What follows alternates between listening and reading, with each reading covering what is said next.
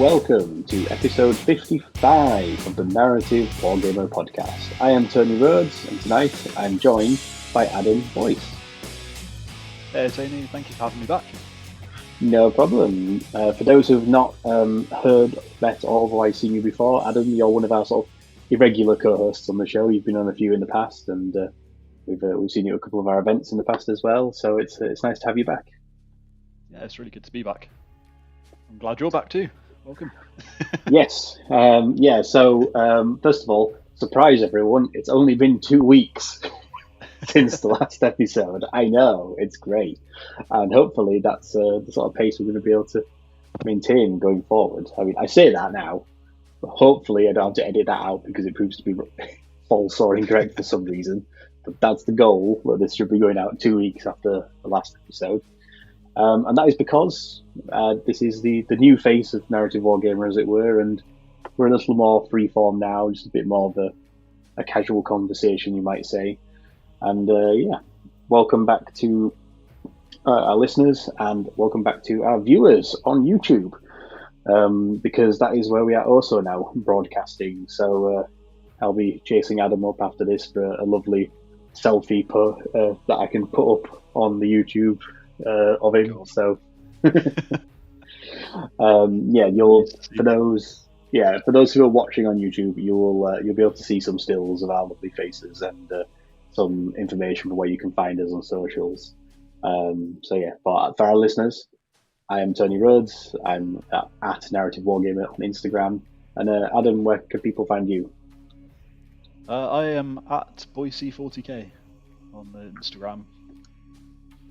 And you are there regularly because you are always posting things. It seems like you have a very extensive pile of potential, but you also seem to be cracking through it at a ridiculous rate all the time. Yeah, I always like to have something on the go.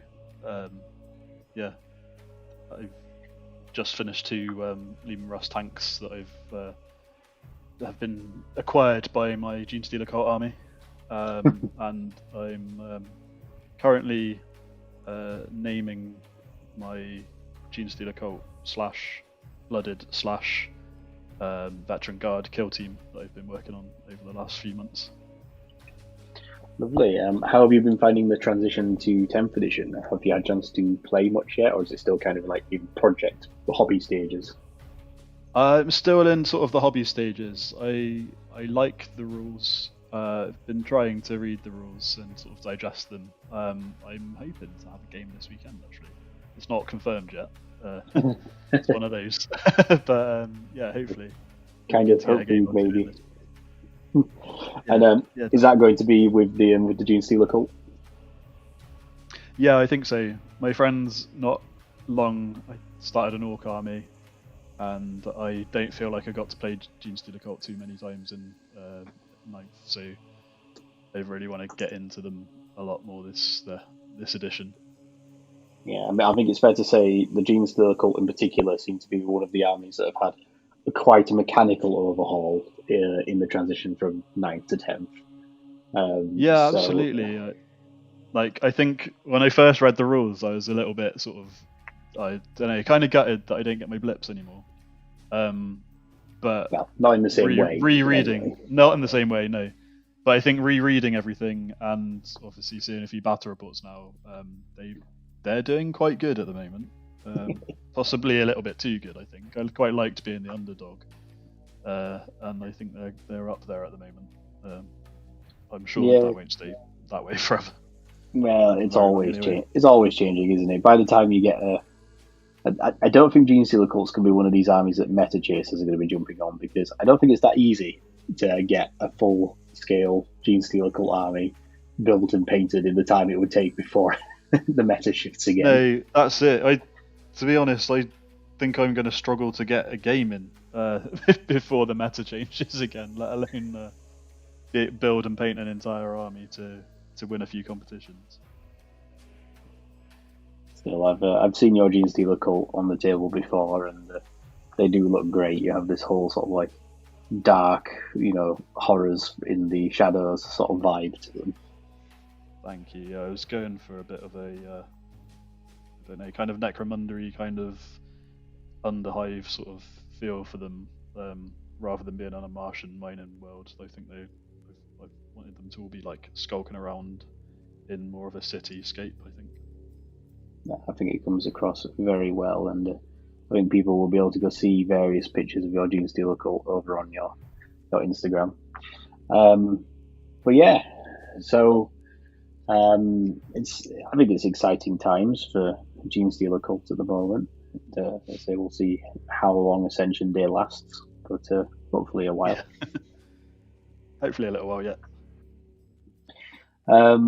But speaking of Ascension Day and big Tyranids, what have your thoughts been then on some of these new Tyranid reveals that we've had recently? I just think it's great they're finally getting an update in some of the things, like the old Genestealer models. I've got a few of those, and they were definitely dated. Actually, yeah, that's a point. Fantastic. You'll be able to bring the new Genestealers along to the cult, won't you? In a way, it's kind of like a fresh new unit for them as well. Yeah, no, they're I can take them. I'm very much looking forward to buying a set and painting them up. Are you? So I'm not familiar with this part in the 10th Ed rules. Are you able to take any actual Tyranids as allies? No, just Genestealers. Just the Genestealers and the Brood Brothers from the Ashtamil Taran. Yeah, so I think it might have been the 8th edition Codex where we could mix in Genestealers. Mix in Tyranids. But since 9th and 10th, 10th is for all is that we can take up to 25% of our armies as Brood Brothers. Excluding some keywords, I can't remember them off the top of my head. But the generic sort of guardsmen, all of those sort of models you can take. Fair enough. There must be. I mean, I've only rarely played against Genestealer Cult myself in recent years, so maybe I'm thinking of a few editions ago. Yeah, I think, as I say, I think it was an 8th. But it was one of those confusing things. You could have a detachment of Nids, you could have a detachment of Guard, you could have a detachment of Genestealer Cult. It got a bit crazy, I imagine. Yeah. Well, I mean, I did see recently that they've released in the recent drop of Legends rules. They've given you back some rules for the frag drill for anyone that happens to own them. I know that was an old 7th Ed or 8th Ed Genestealer Cult thing. I don't think I've actually seen it for sale anywhere since I've been playing Genestealer Cult. No, that's the thing. I know the frag drill's been out of production for a long time, which I think when they took it off the shelf is when they took it out of the Codex at the same time. I just thought it was a nice touch to see that even the Genestealer Cults still have Legends units. We get something. But yeah, what about some of the other interesting mid reveals? Because I mean, the Genestealers, they look cool, nice and dynamic. A little reminiscent of the Space Hulk ones, with a few bits of the masonry and pipes and stuff that are jumping off. Yeah, it slipped my mind entirely what the name of it is, but that new big model, like the Knight size model, looks fantastic. Yes, the non-emissary or the non-assimilator. Right. Yeah, that looks incredible. It does, doesn't it? And terrifying. It's a big nid. It's like a Godzilla nid sort of thing without being a Titan scale. It's that Knight size in between. No, it's nice to have a big model. They've got plenty of big models, I suppose, but to have a big sort of centerpiece, sort of showstopper like that is very cool. Yeah, I think a lot of the up till recently existing Tyranid range has a lot of what you would call big models from 10, 15 years ago. Sort of pre-Imperial Knights, coming on the scene.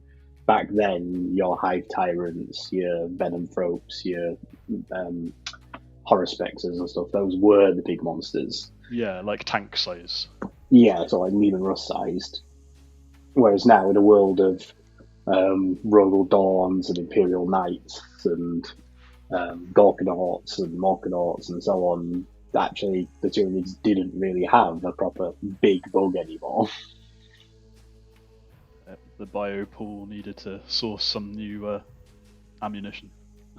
Yeah, and so I think it's great to see this concept of the Norn emissaries and so on, which, funnily enough, they actually feature a little bit in the Tyrannic War Crusade book.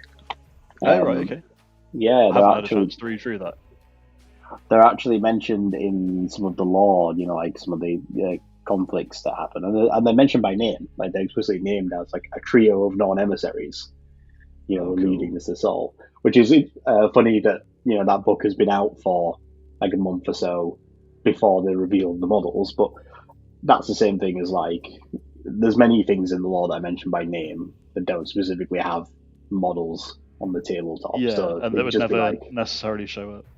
Yeah, it's just like, people know that Norn queens are like the big, like, I don't think necessarily Titan sized as such, but like, the big thing that's off the field somewhere, the way that you don't get the Astra Militarum like land fortress is a thing that's played. It exists in the lore. It's often there on battlefields, but it's not on the tabletop. No, you'll never actually see a model. Yeah. Almost in a way, what you might have said was a Primarch level thing, 20 years ago. Yeah. Like, oh yes, they exist in the lore. You're never going to see them on the table. Now we do. Slowly coming back. Yeah. So I think the Norn emissary is kind of this, basically meant to be like, this is sort of what your Norn queen model would be if we were actually going to call it a Norn queen, but we're not going to, so we're going to call it something else. Nice. And I think it's one of those funny things where until I sort of saw it, it didn't. For some reason, it wasn't obvious in the back of my mind that this was obviously a great idea for Tyranids. And now I've seen it, like, of course they should have a big knight-sized monster without having to go to the Bio-Titan scale.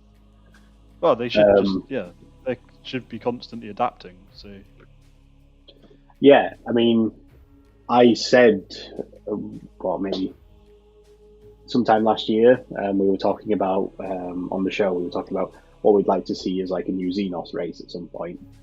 So yeah, I'd suggested this idea that what I think would complete the trifecta between Imperial Chaos and Xenos would be having a Xenos race that has knight-sized monsters, like biological beings. And it could be a race in the sense of like the way the Sons of Bahamut are an army of giants in Age of Sigmar. It could just be that the core warrior beast of this race is the size of an Imperial Knight. Or I see it, or even if it was just an offshoot of Nids. Well, yes, exactly. It was just now knight size. They can't be necessarily taken with a Nid army, or they could just be alloyed one in. Yeah, and very cool. Now they've revealed like the Norn emissary in the simulator. Like, of course, like you don't have to necessarily invent a new race. You could just introduce a new category of monsters of Tyranids and do that. Like the knight, like even today now, I think it's about 8 years on since Imperial Knights first released. I think it was 2015 when they first hit the scene. Yeah. And now you only have 3 scales of knight. You've got your standard like Questoris knight, and then you've got 1 step up and 1 step down. You've got Armigers and the I can't remember the Dominus class. Yeah. So they could do something similar with Nids now. You can have the Norn emissary and the Norn assimilator, which are like the Questoris equivalents, and over the next 5 years, they could release more variants at that scale, and then you could have like you could have the Dominatrix as the big Norn Tyranid. That's the sort of like the Dominus class equivalent. You could have something more akin to like the Tyrants, like the Hive Tyrants and so on, or the Neuro Tyrants that are more like the Armiger class. Or even just take like the Screamer Killer or the Carnifexes and have them as have the shooting and the attacking version of the melee version of the Carnifex. Yeah, or Tron effects kind of things. and it's probably true that like right now, you probably could create that list in 10th edition if you wanted once the Codex lands. You could be like, I'm going to take 3 non-creatures, say like 1 emissary, 2 assimilators, and the rest of my army is going to be counterfixers. Yeah, and then you effectively got Tyranid Knights. That'd be cool to see. Terrifying, but cool to see. But yeah, I think it's a really, I don't want to say obvious because that implies like it's simple, but like I just think it's a very clever and neat way to like introduce these big bugs to Tyranids and sort of fill this gap of knight-sized Xenos creatures. Yeah, I think that would be just as good as anyway. Like it doesn't usually. Well, I was going to say it doesn't usually land well when they bring a new race in. I don't think Tau got a good rap, did they, to start with? And neither did Votan, to be honest. I think as well from day one. I think everyone loved that it was Space Dwarfs were back, but they clearly struggled with the rules, getting them balanced into the game. I think by virtue of having a comparatively small range, which is understandable, from like initial launch, and somewhat oppressive rules, gave them a similar sort of negative overall reception from the community, I would say. Despite the fact, like you say, there's a lot of positive vibes about what they were, the concept of them, and the fact that they existed again. But I'm hoping that maybe they see a bit more of. I'm hoping they see an expansion in 10th. Very similar to the Sisters of Battle. How when they got their new range, they went through like 2 big releases and then like a 3rd small release to sort of get to where they are now as a complete range. Yeah. No, I think they're definitely due something. I mean, we've just seen the new Prospector character for Necromunda, who's joining the Ironhead Squats gang, and he's sort of like an actual like pickaxe wielding miner type who's got his sort of like little Arcanite drone or whatever it is that's going around surveying things to work out where the best place is to set up a mine. And we've also had the one jump pack Votan in the kill team as well. So there's the concept out there of whatever their sort of like jump pack equivalent units might look like. Yeah, it'd be good. It would be really good to see them fleshed out more. I think they need it. Yeah, and I wouldn't be surprised if we eventually saw additional variants of the Land Fortress in the same way that we did with like the Repulsor for Space Marines. Yeah, different weapons and different layouts, and have one that's just a big, huge sort of transport. And there'll inevitably be a flyer at some point. Like they'll add an actual flyer unit, no doubt. Yeah, that would be really cool actually as well. Probably some kind of hover helicopter thing. Yeah, I had the Mechanicus flyer sort of thing in my head, but yeah, because that's the thing. That's the thing that I actually do really like about the Votan lore and aesthetic. And if ever I were to have an army of my own, I would lean into is less the whole space dwarves in space sort of thing, and more this is closer to what humanity looked like during the Dark Age of technology. Yeah. This is what the pre-Imperium space exploration humanity looks like.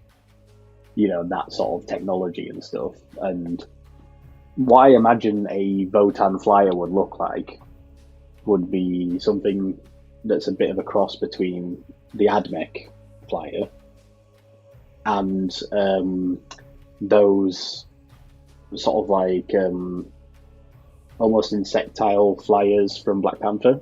The ones that have got like the long body that sort of like hover vertically. Yeah, I was going to say the flyers from Dune as well.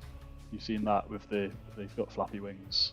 Yeah, like I almost imagine them having a bit like the Space Marine grav packs where they've got like grav fins on them, Yeah. but their main propulsion is a sort of like turbine, but the grav fins give that impression of like wings without being literal flapping wings. Yeah. That's vaguely what I imagine they'd look like, and that and more sort of like the Ironkin aesthetic, more of the sort of Man of Iron aesthetic. I'd love to see that. Absolutely. I mean, I think honestly, that's another race I'd love to see at some point in the future. The actual Men of Iron.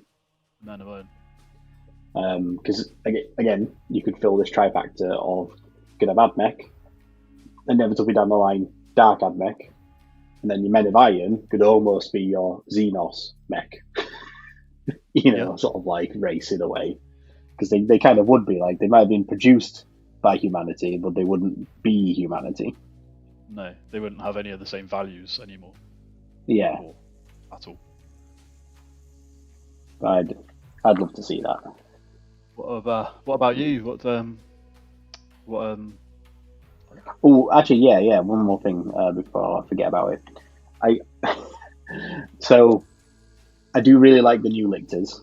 Like the new sort of lictor models look great. I like the flesh cape on Death Leaper. I think it looks cool, and I think it doesn't look out of place in the animal kingdom. Do you know what I mean? Like, I don't buy this vibe that it looks too much like cloves, or like why? I think it looks cool.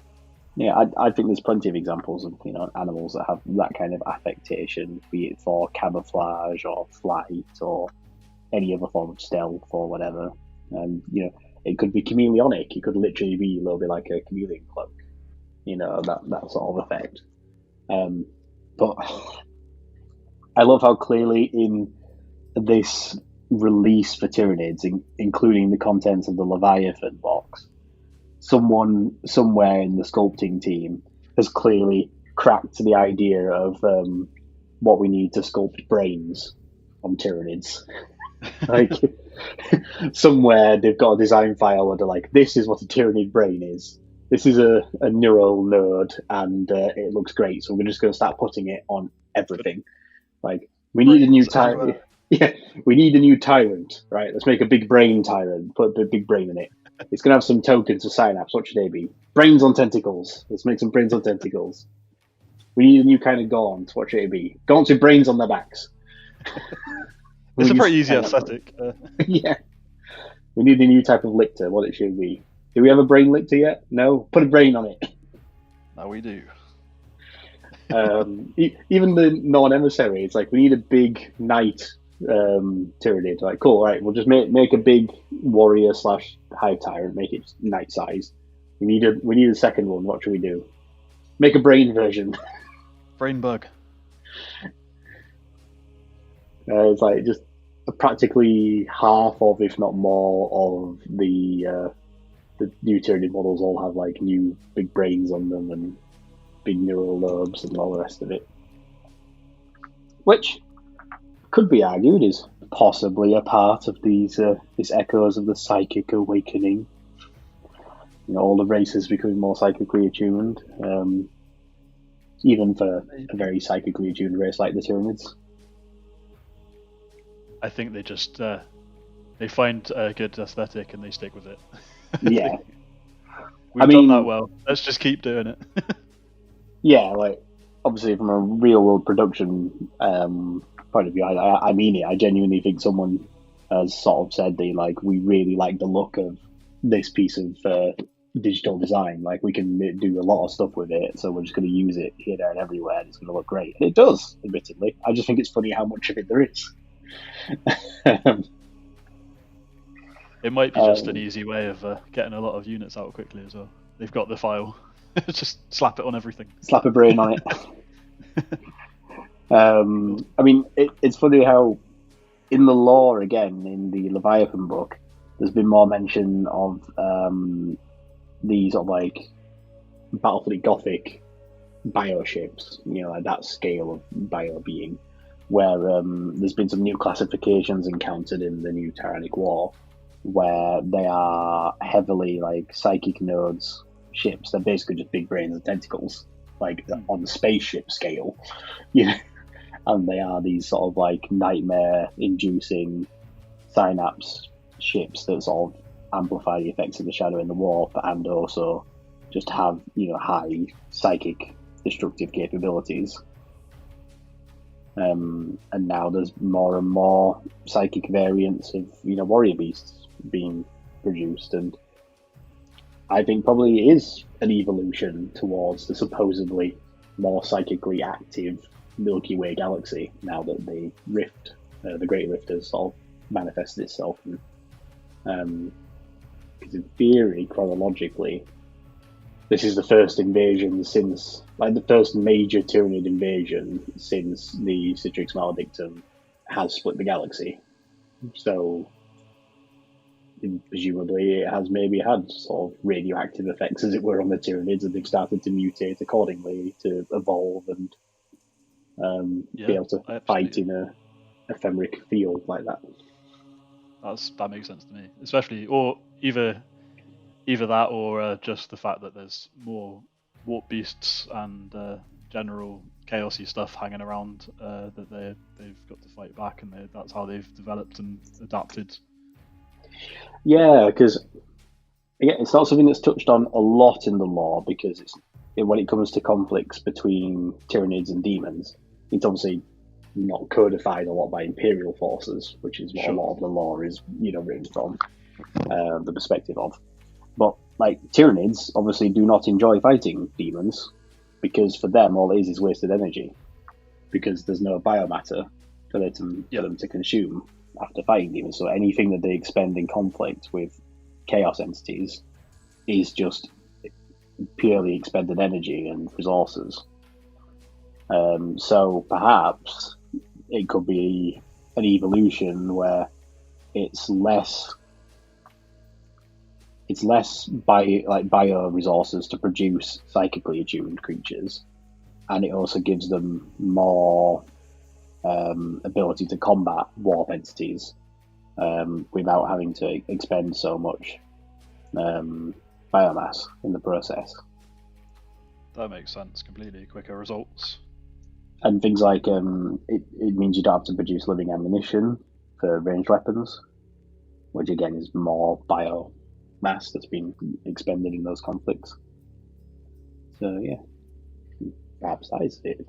More adapted for fighting demons, because they just really don't like them. And then about the only other thing I think is the new Biovore Pyrovore kit, which is one of the few kits that one doesn't have a brain, I don't think, but it was a very needed kit. Absolutely, definitely a needed kit. Yeah, I think that was probably one of the oldest standing Tyranid models, probably, in their range. And I know I have a friend who, for the longest time, has had a gripe over the Pyrovore being the most expensive pounds to points unit in 40k. Oh, really? I was talking about that with someone the other day, actually, and I was putting forward that it was the Genestealer Cult Acolytes, but... Well, so the Pyrovore in 9th edition was... I don't know off the top of my head now because we removed it from the web store, but I want to say it was something like a £30 model or more, because it was it's a single model, so it'd be like a character, and they're usually in the 20 to 25 bracket, but it's larger than that because it was still an artillery beast. Yeah. So I think it might have been £38 or something for one Pyrovore. Yeah, it must be that, because in game they were so cheap, because they're just basically a single Tyranid with a heavy flamer. Yeah. I think they were only 35 points to field the Pyrovore. Yeah, so it was literally it cost more in pounds than it did in points in game. Yeah, I think that was my argument for this, but it was more of it's a 9th edition meta chaser kind of thing, where everyone wanted a small 5-man squad of acolytes with no upgrades, and that cost about £35, but it was only about 40 points for the unit, and they were going to get absolutely obliterated, and they were only jumping in the back to do the bloody deploy teleport homers or something like that. Yeah. I mean, it's funny how I think Genestealer Cult probably is one of those armies that is the most expensive army to actually start from scratch, because you just need so many bodies to field the army, because everything's so cheap in points, but is like no less expensive than typically like Space Marine equivalents when you buy them off the shelf. That's it. I think, price, I don't know. I haven't really looked into sort of the pricing too much, because I'd probably drive myself mad. But they are a great army for kit bashing. Like, I'm pretty sure I've seen every Necromunda gang with near-fight head-on at some point, which is good, because it's good that they're easy to kit bash with, and the models fit with each other, and the aesthetics fits with a lot of Necromunda sort of stuff. So yeah, that's one element that does make them great. They are brilliant for that, aren't they? Because they're essentially just like any Imperial human can fit, into either a Necromunda gang or a Genestealer Cult. Absolutely. Be it from more or less any range. If you're not a Space Marine, then you basically can be in either one of those model ranges. Fodder for the cult, fodder for a gang.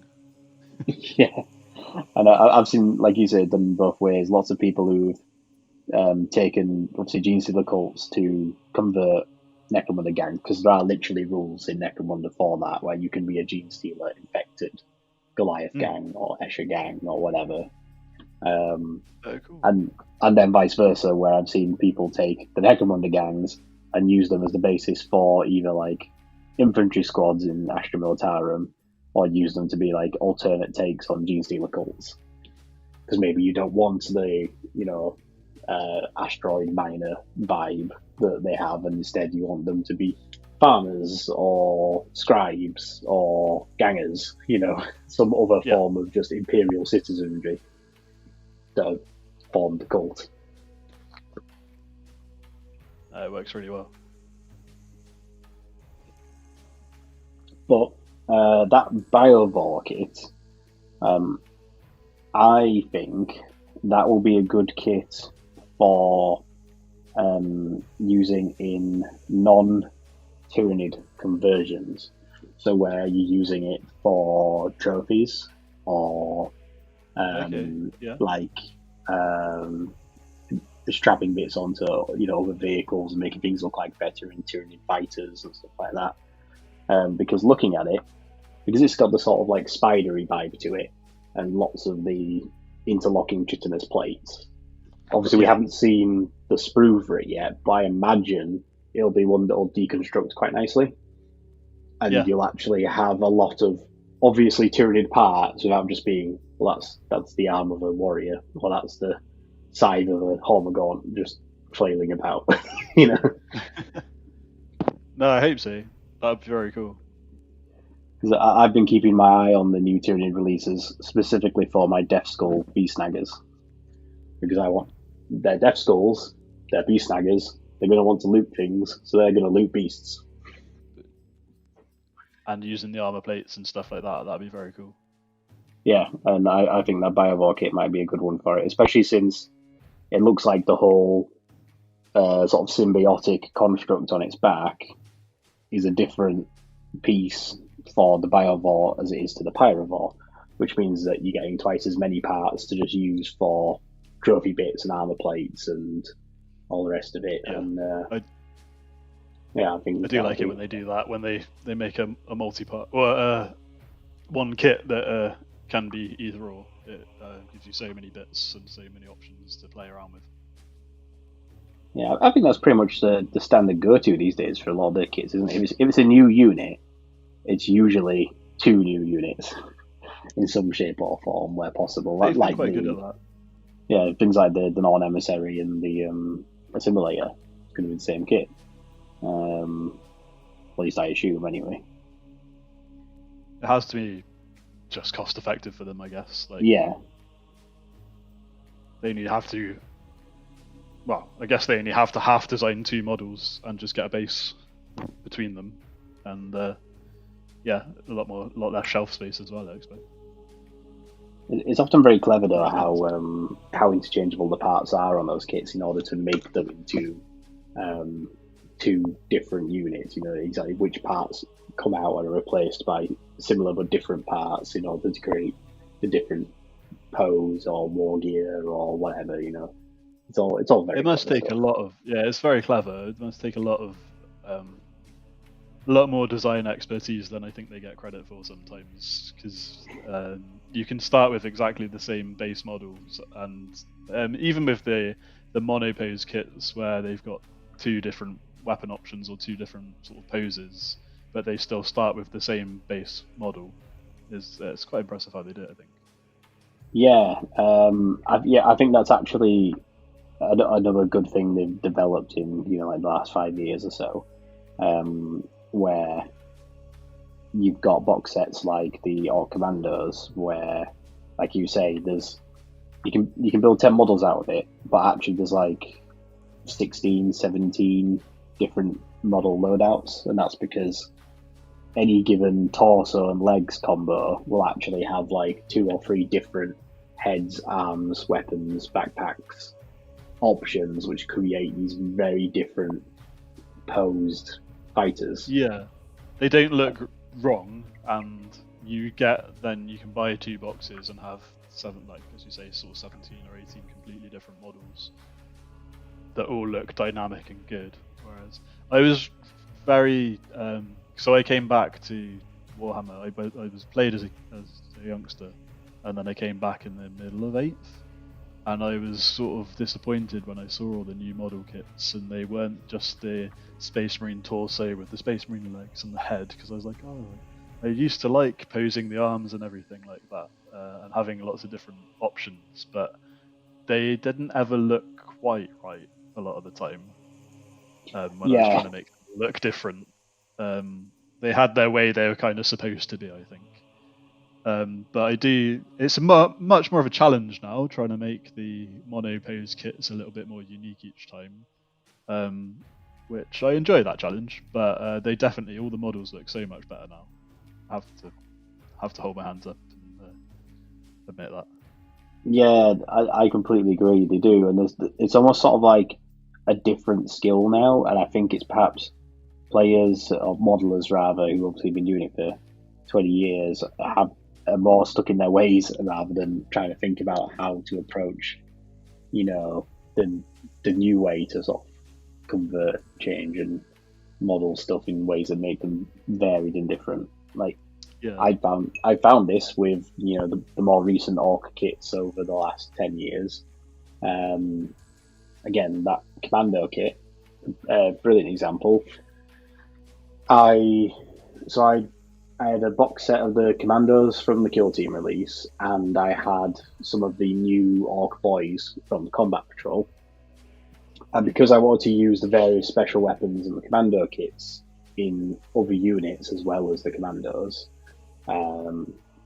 I wanted to be able to field a unit of 10 that didn't have the special weapons. It was just 10, Slugger Chopper Commandos, just getting stuck in. And the way I did that was, because I built about half the squad of Commandos with the special weapons, so the breaching ram, the shocker pistol, the burner, the rocket launcher, and everything else. That meant I had the spare parts for the alternate pose equivalents on those bodies. So I had, about 10 spare heads. I had 5 sets of Commando combat weapons and sluggers, so like suppressed sluggers and like stealthy axes and blades and stuff like that. Yeah. And all I did was I took those arms and weapons and heads, and I swapped them on the torsos of the Orc boys, so the Slugger Chopper boys. And again, all it really was head swaps. In a lot of cases, just cutting like the pistol hand at the wrist, and then just putting the new hand on, and it fits, perfectly fine. It's just an Orc hand on an Orc wrist. It's to scale. It looks fine. And the same with the weapons. Some of them would just switch out, the arm that they were using, or again the hand or the weapon or the handle or whatever. And like one of my favourite ones, because it looks so naturally perfect like a commando, but it's not as the base model anyway. Is one of the orc boys. He's like bare chested, and he's got like a chopper in one hand, and he's throwing a stick bomb with the other. He's sort of like leaning back and throwing a stick bomb. And all I did was I swapped the chopper hand, so he went from having I think it's just like one of the big brutal orc cleavers, to having this sort of like fireman's axe sort of weapon that one of the commandos has. So it looks like a sort of like curved axe blade that's a bit more like a trench tool as well as a weapon. And swapped out one of the despair orc head for a gas mask, nice. Commando head. Yeah. And just by making those two changes, and I think I put like the orc Swiss Army knife thing like on his belt as well, and a couple of smoke grenades and stuff like that. Again, all spare parts on the commando kit. And all of a sudden, you've got this orc who is just a bare-chested orc, which one or two of the commandos are anyway, and he's got his sort of like stealthed blackened blade and his gas mask for infiltrating, and he's busy sabotaging because he's throwing a stick bomb. Like, nice. He looks like an alternate model commando. He doesn't look like a slugger boy who's been given some part swaps. And all that really took was a little bit of green stuff work around the neck of the head, and I think the shoulder of the arm with the axe, and that was it.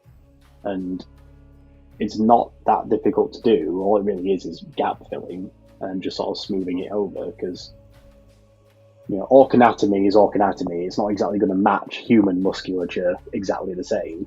I mean, literally in the lore, some of them have different arms from other orcs just stapled onto them, and then their body just kind of, accepts it like an organ transplant sort of thing. I find the same thing. I've put so many weird arms in weird places on these Genestealer Cult models, because they do have extra arms every now and again. But it doesn't really take. It really doesn't take that much sort of. It's more brute forcing it than anything, I guess. So you offer it up, you glue it on gaps and all, and then just sort of smooth a bit of green stuff into the gap, let it all dry. It doesn't look very good, but as soon as you spray painted it and started painting it, you'd never know. Yeah. And you can do other tricks as well. Like I know a lot of your Genestealer cultists have sort of like cowls and robes and sort of these extra layers of like concealing clothing layered over them, which I assume in some cases you've used to hide some of the messier bits of converting. But then you can't see it because it's then hidden under the clothes and stuff like that. So messy converting is absolutely the diplomatic way to say it. I wanted to make some metamorphs. So they're in the sort of lore, they're a bit more sort of more deformed with bigger claws and bigger sort of weirder, not close combat weapons as such, but more like mutated combat weapons. So the big crab claw and stuff like that. But I wanted them to look quite a lot different to my acolytes because it's the same kit and they're in the same like mining clothes and stuff like that. But I figured if they've got a big crab claw or a massive like lictor arm, they're not going to be integrating into society quite as well as the guys with the mining weapons. Yeah, you think the foreman might notice that when he comes onto the work shift. So I sort of got them.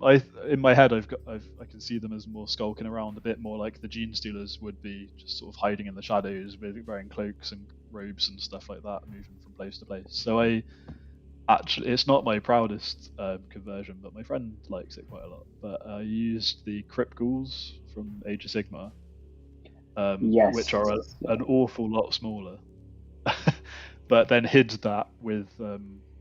I used actually baby wipes that I dried out and made cloaks for them all, and sort of covered them in super glue, made them quite hard. And they don't look too bad. They do, if you look closely, they do look like they've got little tiny baby legs hanging out the bottom of these cloaks. But for the most part, you can see a body on a base with a big arm coming out and a Genestealer sort of esque head. So I think they work. They do the job for me. You might be able to do some interesting stuff with some of the more some of the newer like Flesh Eater Cult models that have come out. Then, like, I know there's a couple like war bands for Warcry that have come out recently. Yeah. Some really dynamically posed like ghouls and Flesh Eater Cult guys. Yeah, I've got my eye on a few. There's one. He looks like some sort of psycho guy, but he would make a really cool Magus, I think. I've seen a couple of people do it. I think he'd only need a head swap, and it would look great. Yeah, I've just had an idea for one now off the top of my head. One of the newer warband leaders is one of these Flesh Eater ghouls, but he's carrying like a whole ossuary of bones, like, you know, from different animals and things. Okay. I think he's got like he's doing the thing where he's got like an antler rested across his shoulders, and, you know, he's holding it one end, but he's balanced all the way along, like the weight of his arms. Right. You could take him, and if you could try and swap out some of the bones for Tyranid parts. You like there's the Tyranid skulls on like the skull pack and stuff. Yeah. And you could paint some like talons or whatever, like they're just bone, you know, the flesh is all worn away. And you could have him being like, in the delusional way that the Genestealer Cult are, you could have him believing he's just like going around with saintly bones, like, you know, saints of the Imperium sort of thing. Yeah. You know, these are saintly. That sounds like yeah, that's really cool. That sounds like it'd make a good sort of aberrant or abominant, like the big mutant guys. Yeah, just being like, you know, I have the bones of some bones from one of the saints of the Four-Armed Emperor, you know, sort of thing, and he's treating it with as much like reverence and decorum as like an imperial preacher would do for some other saintly relic. I like that. That sounds really cool. I'll have to look out for that guy. I've the Liam and Russes that I've just converted for the guard. For the cult. I've put I think it was a Tyrannifex head. I bought a load of bits a long time ago, and I've just had these big nid bits just sitting around in my bits box, not knowing what to do with.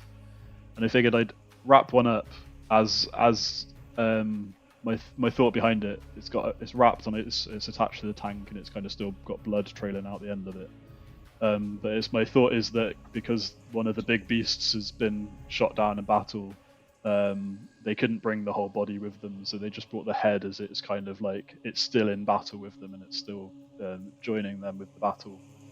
And I guess it still has its sort of memories and experiences that can then be reabsorbed by the Hive Fleet again.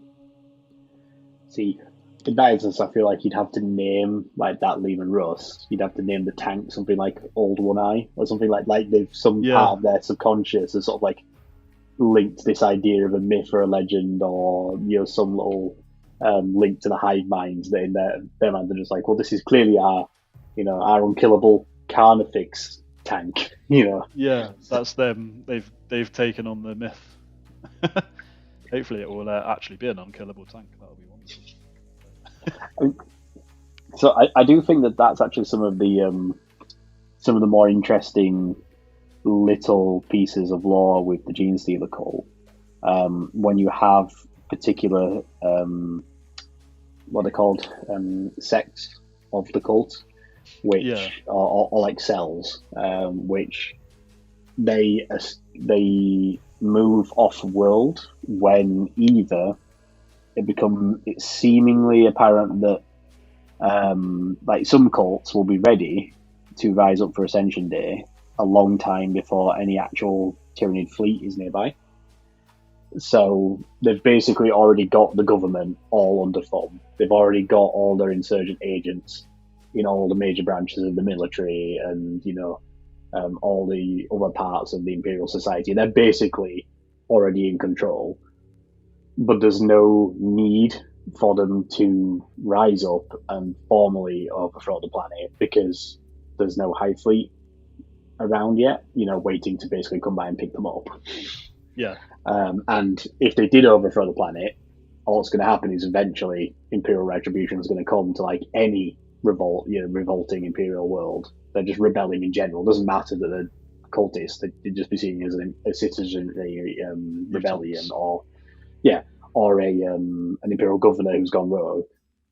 It would just be this idea of like, oh, that planet needs bringing in line to send some, military force to kick it back into shape. So, because they are not there's no profit, as it were, to them actually rising up, they start to make other plans, which will be things like trying to send out sleeper cells to other worlds, trying to start dispatching out Genestealers, like pure strains, out on cargo ships and cargo runners to other Imperial facilities and start spreading the cult even further.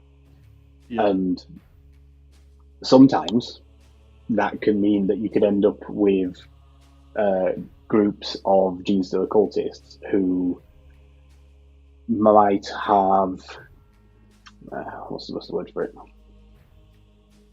They might say come across another world where there's been some Tyranid invasion, but it's been defeated. So then there might be remnants or dead Tyranids, or like say the bones of some, and or they might find that while they're out trying to infect other worlds, they might pick up some of these, other bits from research ships or stations and so on. So they can come by bits of Tyranids as these sort of mythical star beings to them without having yet encountered an actual fleet. Yeah, without being devoured themselves, they can. Yeah. They can... Yeah, no. And then you could end up with your sort of emissary who's going around being like, I've managed to collect some of these relics of the Star Children, even though they've never yet seen one, and they're starting to sort of use them to prophesize about the four-armed Emperor to other worlds when they get there. Yeah, I do. I just think they've got such a cool, background and everything. I finally listened to Ascension Day recently as well, which is a really cool book. It's about an Admech world and the cults rising up and everything like that. And the final sort of bit is it's that sort of similar concept of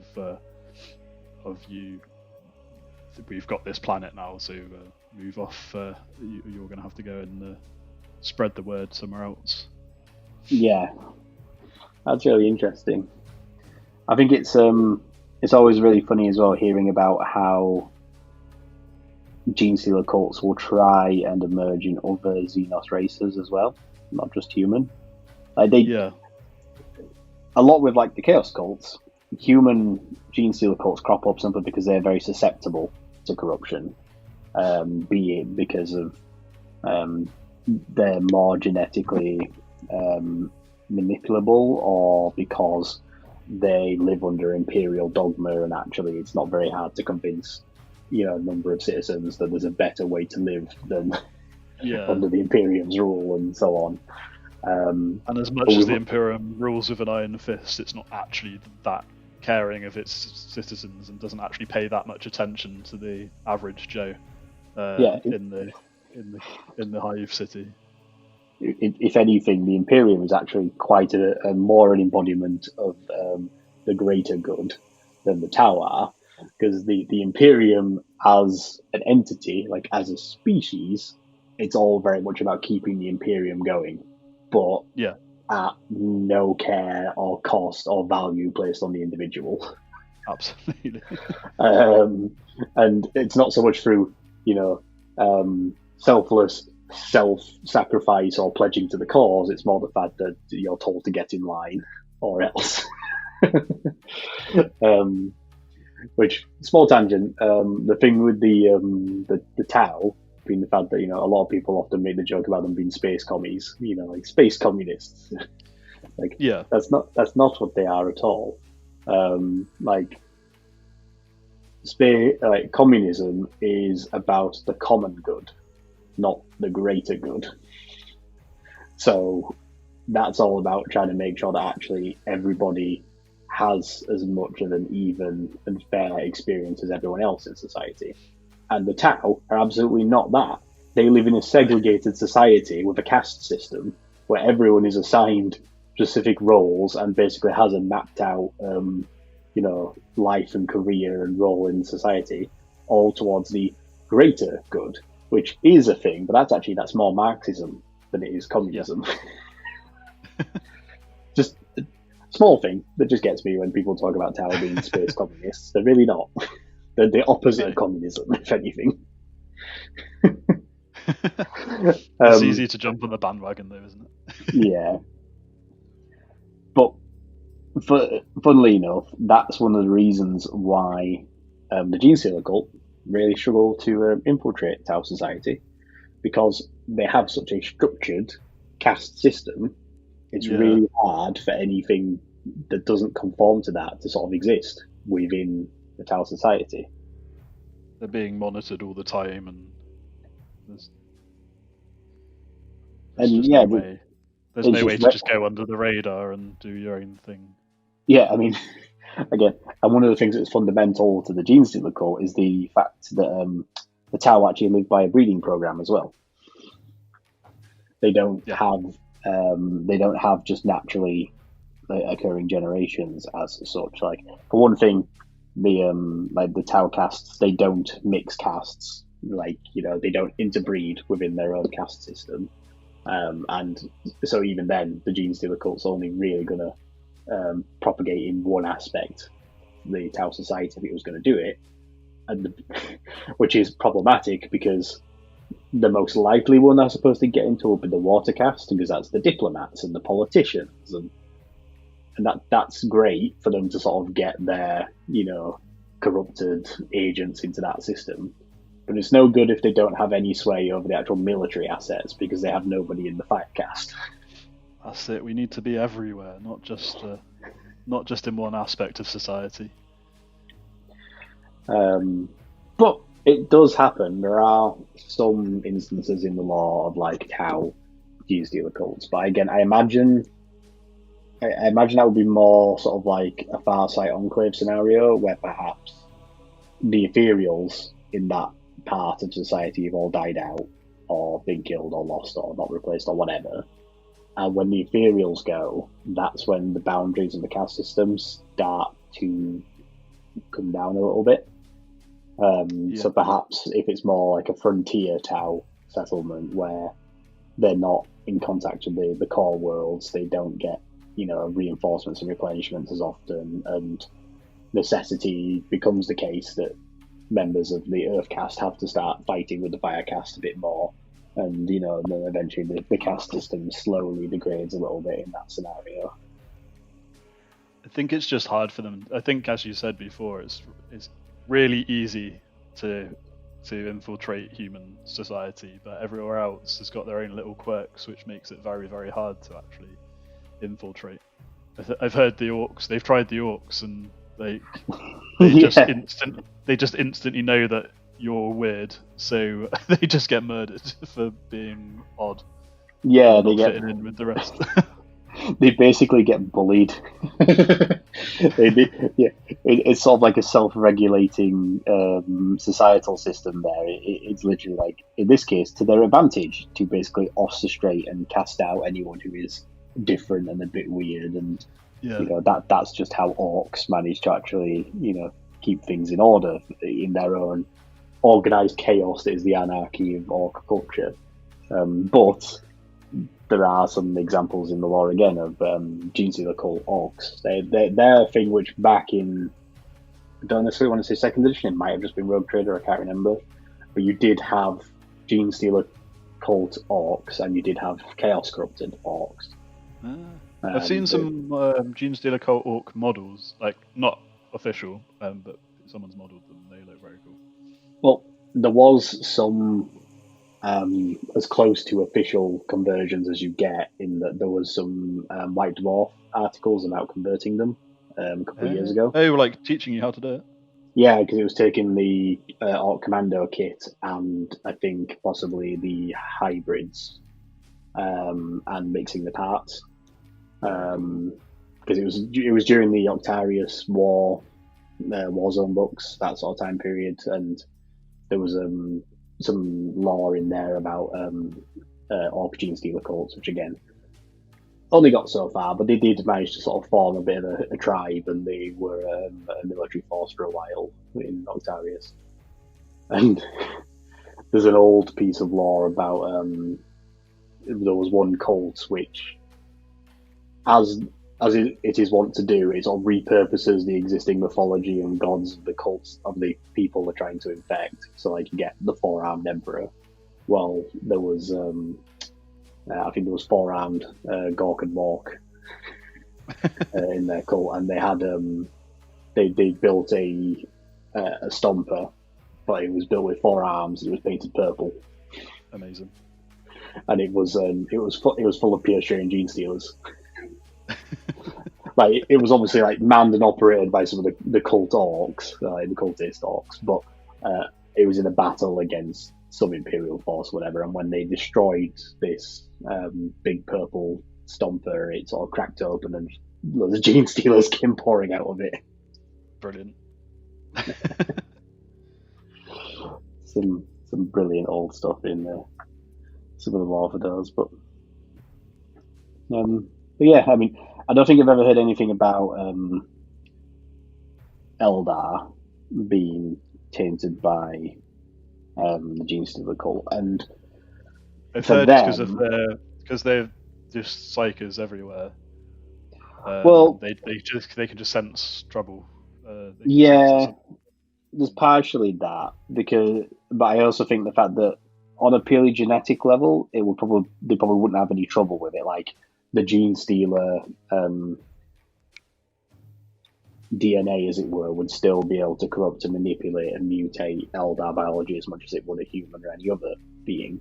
The trouble is that the mutation only comes along on a generational basis, and Eldar generations are so few and far between. Like, it takes, it takes a cult of humans a couple of centuries, doesn't it? Typically in the lore, to go from first point of infection to being like having pure strains and a full cult and control of a planet more or less ready to go. Yeah. So if that's a couple of 100 years, you're talking somewhere in the region of 15 to 20, no, 10 to 15 generations maybe. Like 200 years. Whereas Eldar, like, one generation is a couple of 100 years. So it's going to take thousands of years for a cult to propagate through the generations required. But then again,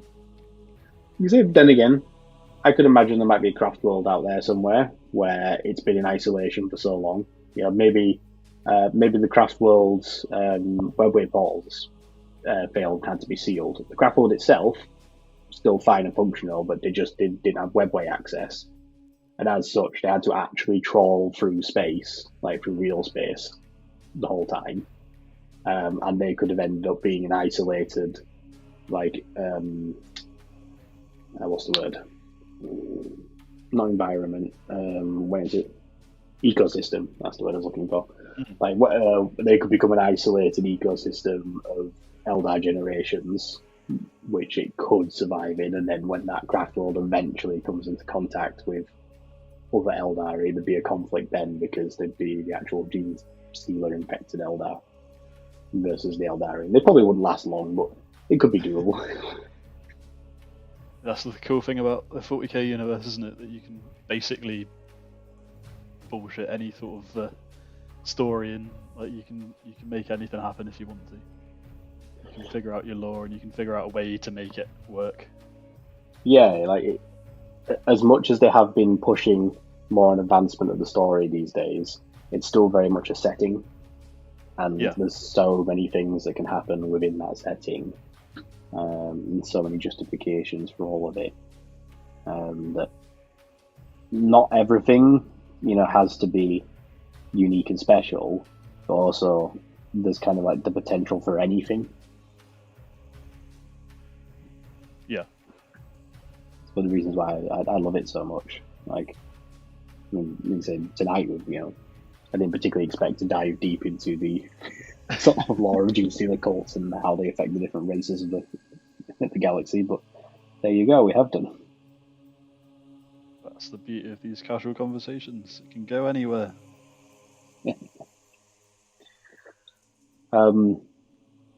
But I suppose to sort of bring it back to some relevance of topical 40k conversations, how about we touch briefly on what seems like the first round of legending for the various Space Marines and the Firstborn.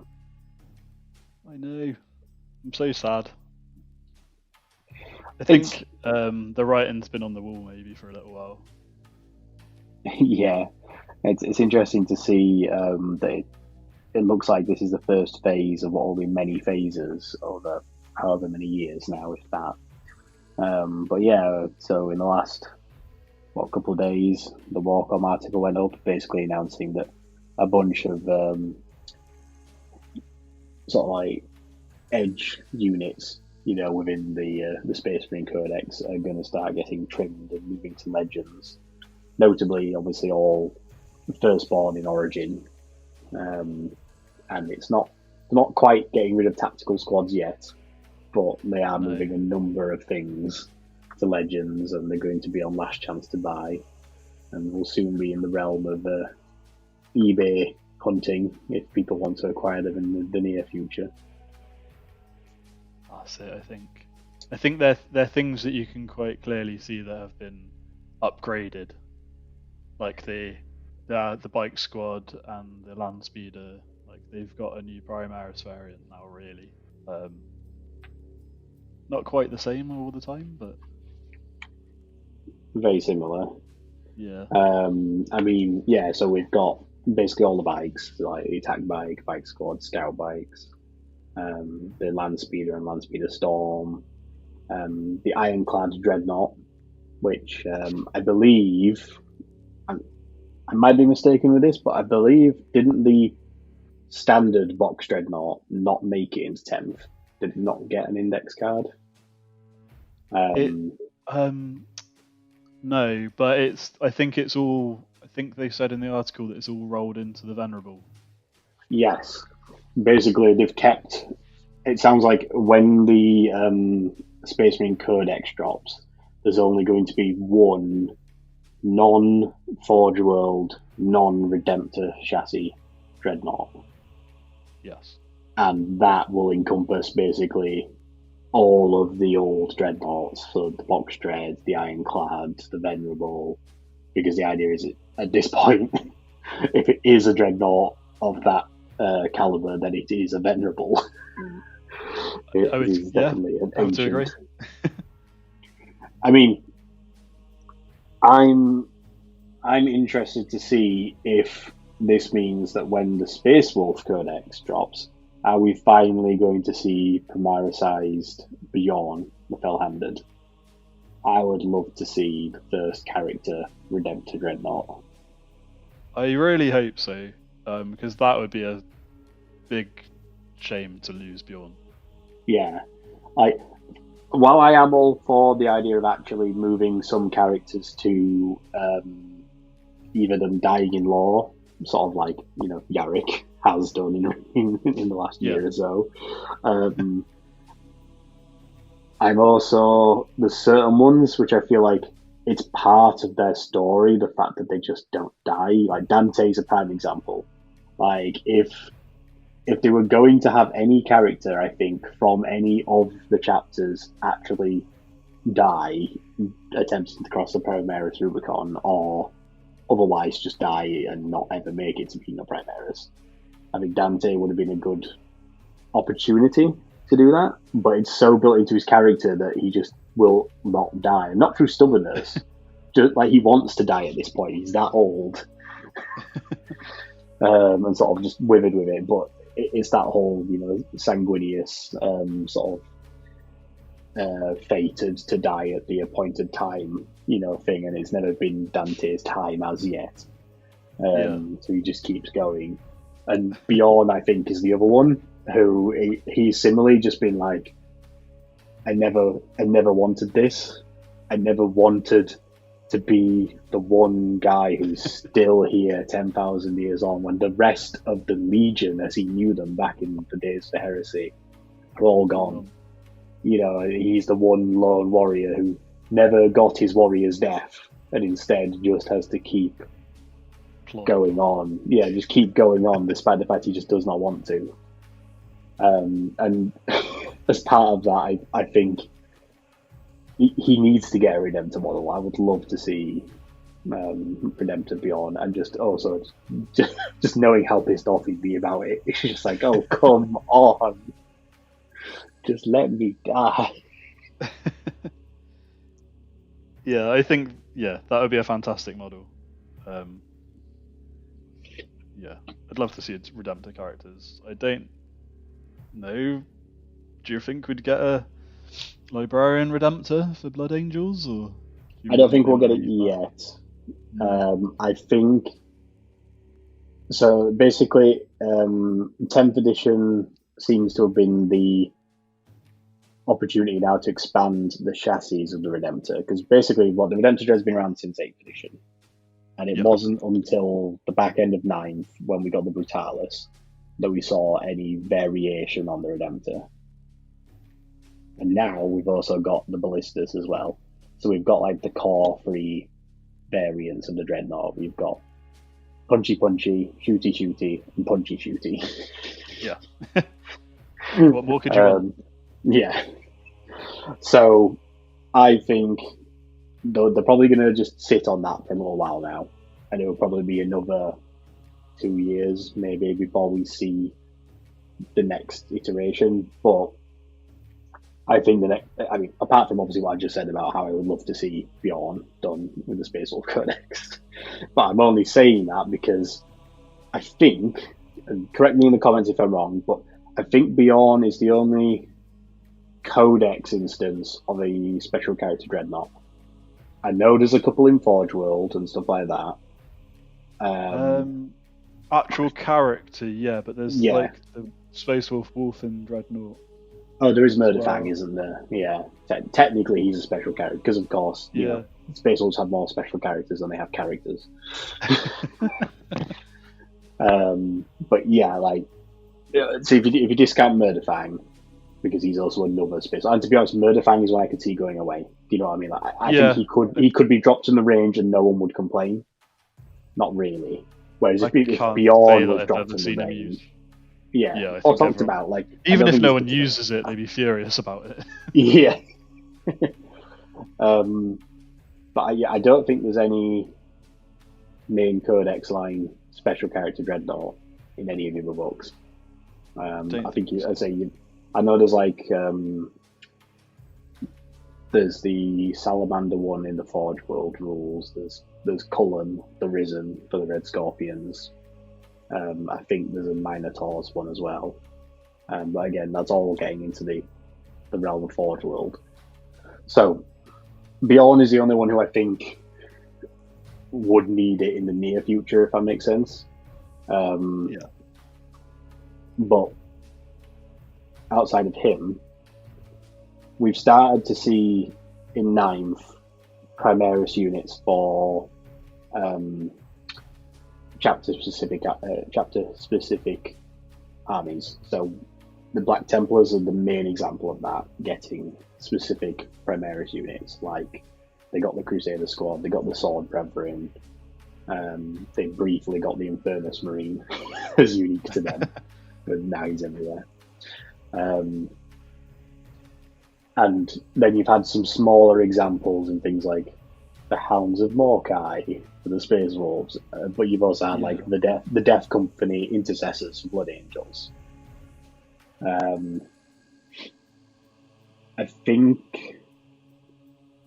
know now we're presumably not going to see Primaris Deathwing as such for Dark Angels, because they'll just be the new Terminators. They might do a Deathwing kit at some point, but obviously might do an upgrade kit maybe. Yeah, Terminators are now just Terminators. They don't need to be Primaris or not, sort of thing. So effectively, all Terminators have now just been Primarisized. Yeah. You can still use your old Deathwing ones. Yeah. It's a bit shorter. So it'd be interesting to see, like, Blood Angels just need the generic Primaris Assault Marine first, before they even start looking at getting things like Jump Pack Death Company and Sanguinary Guard. So we just need that first of all, which, interestingly, the Assault Marine is one of the units going to Legends. Yes, very true. And we know we've seen, like, not just concept art, but like working game footage from Space Marine 2 of Primaris Space Marines with jump packs. Yeah. We now have Dante and Shrike from the Raven Guard as physical models that exist with jump packs. And that's without touching on things like the Inceptors and the what are the guys with the autocannons called? Suppressors. The Suppressors, yeah. Yeah, like technically they are jump units, they're just not the assault jump units that people are clamoring for. I feel like that's got to be the next sort of thing. Like, for Space Marines, it's not necessarily for everybody, but I think the next Space Marine big sort of unit release must be that. But as for the Dreadnoughts, I feel like a Death Company Dreadnought is basically just the Brutalis with a small upgrade sprue. It's basically just a Blood Angel upgrade sprue. Yeah. Just somehow put a skull face on it. Some fancy stuff. Yeah, give it some mag grapples on the hull and you're sorted. That's a Death Company one.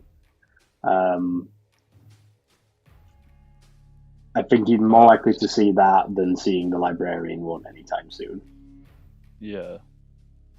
But maybe that's the way, though. Maybe that's the way they'll go, is upgrade sprues for the Redemptor or something like that. So you can have a Bjorn, you can have a Death Company, and you can have a Librarian. Maybe Bjorn is not going to be an upgrade sprue. You can't no, you're right. You can't. Well, just by virtue of being a Space Wolf, you don't get upgrade sprues to Space Wolves. What you get is wolves on wolves on wolves.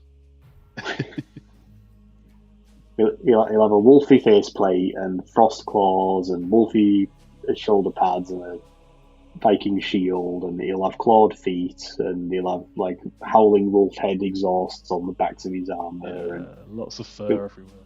Lots of fur and runes. Like every surface will be covered because you can't not do it. No, you're right. I take it back. Sorry, everybody. Although, I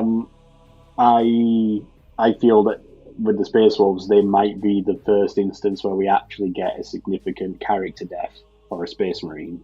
Because I think, while everybody talks about, obviously, Dante's looking for his glorious death, his final moment, his meaningful contribution at the end of his life, I think we're going to get that from Logan Grimnar before we get it from Dante. Yeah. I think Grimnar's going to be the one to somehow, for whatever reason, end up sacrificing himself or honourably defeating something at the cost of his own life in order to somehow facilitate the return of Russ. And then Russ will be back, and then they'll put either Bjorn or Ragnar in charge of the chapter as the chapter master. Because he'll either be, the council will decide that, like, well, Ragnar's basically been, flagged to be the next Great Wolf for a long time now, just waiting for Logan to get killed gloriously by something. Or Russ is going to come back and he's going to be like, hey, Bjorn, you're the only guy I know. You're the only one I still trust. I'm going to put you in charge. Like, why are you not in charge anyway? You're still one of the original Legionnaires. Like, you're still one of the, you're one of the company of Russ. Why are you not in charge of the chapter of Russ? And then you'll end up with, because that will give him a suitably an excuse to have a suitably fancy model. Be like, this is the chapter master Dreadnought that leads the Space Wolves, alongside their returned Primarch. Which I've well, no, it's not a rumor at all. It's a fan theory, if anything, that he'll come back with Primaris Wolfen. Yeah, come back with the 13th Company and all the Wolfen, and debates over whether or not he's going to come back half Wolfen or not. You know, is that going to be his gimmick? And you know, and if it is, what part of the Emperor's armor/weapons has he got? Gulliman's got the sword. Lion's got the shield. What's Russ going to have? Is he going to have the claw? Is he going to have the Emperor's claw? And that'd be why, because he's the wolf. So you would fight with the claw of the Emperor. You've heard it here first, everyone. Interesting. But yes, our somewhat starting to get into fan theories about the Space Wolves somehow.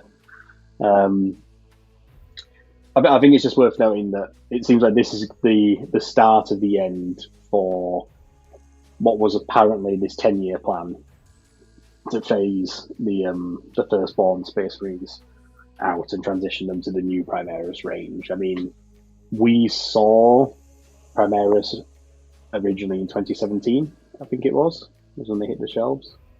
And supposedly the design studio works about 2 years in advance.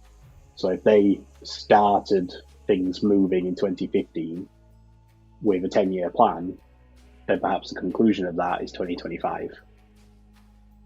And if this is the first part now where they've got a fully fleshed out Primaris range that's big enough to exist without the inclusion of any of the original firstborn units, maybe now and over the next 2 years we start seeing every 6 months more units move to Legends, more units move to Last Chance to Buy. And 2 years from now, they are all Legends. Yeah, I think, it's a shame, but I think it's happening.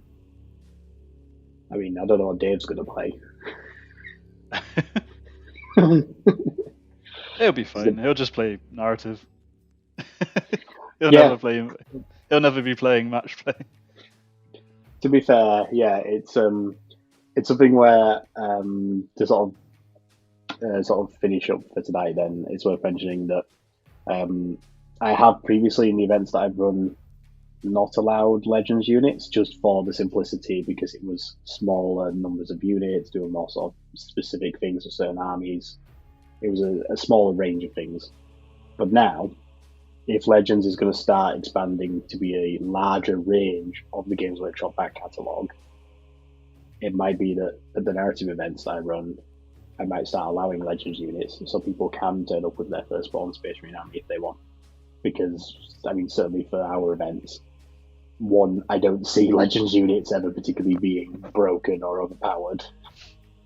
And two, if need be, as the event organizer for a narrative event, people are still submitting lists to me. I can probably just nudge them and say, maybe don't bring the whole broken, triple Leviathan dreads led by a Chaplain Dreadnought. We bring one of each. Feel free. Have your Chaplain Dreadnought, have a Leviathan. Maybe you don't need to have a Wrecking Ball unit built out of these Legends units that no one's going to see coming. We'll see. But yes, that'll be fine.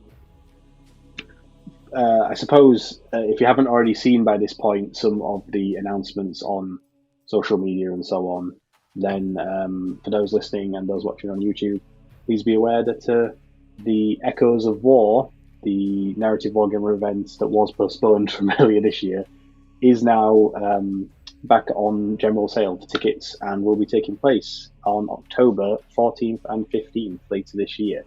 So there'll be links in the description below for this, but you'll be able to go have a look at the event pack and buy tickets for the event from Tabletop Events if you're interested.